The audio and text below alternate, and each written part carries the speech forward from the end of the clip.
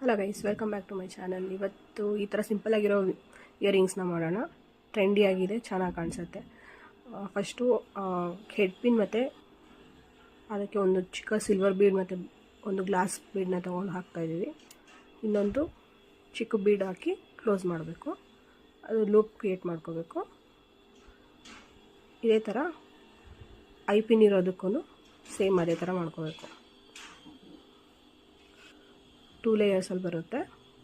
So ಇವಾಗ I ಪಿನ್ನಿಗೆ same ಚಿಕ್ಕ silver bead ಮತ್ತು ಒಂದು ಗ್ಲಾಸ್ ಬೀಡ್ ಮತ್ತು ಸಿಲ್ವರ್ ಬೀಡ್ ಹಾಕ್ಬಿಟ್ಟು ಲೂಪ್ ಮಾಡ್ಕೊಳೋದು. ಈ ಥರ ಎರಡೂ ಕ್ರಿಯೇಟ್ ಮಾಡ್ಕೊಂಡ್ಬಿಟ್ಟು ಥರ ಇವಾಗ ಕೆಳಗಡೆ ಹೆಡ್ ಪಿನ್ನಲ್ಲಿ ಹಾಕಿರ್ತೀವಲ್ಲ ಅದ್ರದ್ದು ಲೂಪ್ ಓಪನ್ ಮಾಡಿ ಐ ಪಿನ್ ಇರೋದನ್ನು ಅದರಲ್ಲಿ ಇನ್ಸರ್ಟ್ ಮಾಡಬೇಕು.